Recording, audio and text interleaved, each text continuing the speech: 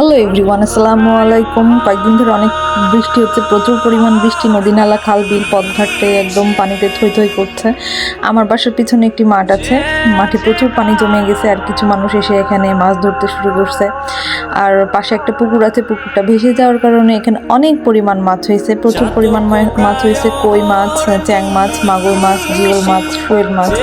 তো আমি দেখছি এখান দিয়ে তারা মাছ ধরছে। আর এই যে এই ছেলেটাকে দেখতে পাচ্ছেন, এ হচ্ছে একটি বাঁশের আগায় কয়েকটা শুয়ের মতো কি যেন লোহা লাগাই রাখছে এবং দূর থেকে এটা ছুঁড়ে দিচ্ছে, মাছের গায়ে যে লাগছে। তো এইভাবে সে মাছ ধরছিল, ভালোই লাগছিল। অনেকজন বংশী আনছে, ছিপ আনছে, কেউ আনছে জাল। তো এই ভালোই মাছ পাইছে। তো আমি জানি না এটার নাম মেবি খুঁজ, সবাই ওরা খুঁজ বলছিল।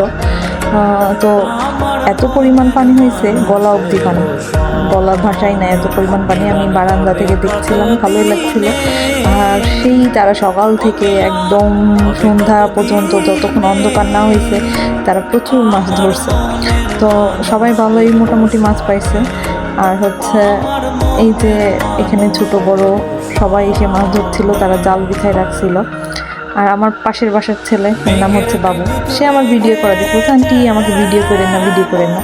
এই হচ্ছে আমাদের এলাকার ফেমাস। সে যেখানেই যায় না কেন তাকে মাছ ধরতেই হবে। নদী নালা খাল বিল পথঘাট যেখানেই পাই, সে যদি একটা মাছ দেখতে পায়, সেই মাছের পিছন পিছন ছুটতে শুরু করে।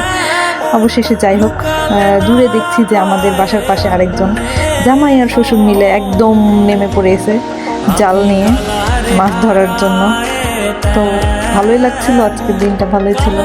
আল্লাহ হাফেজ এভরিওয়ান।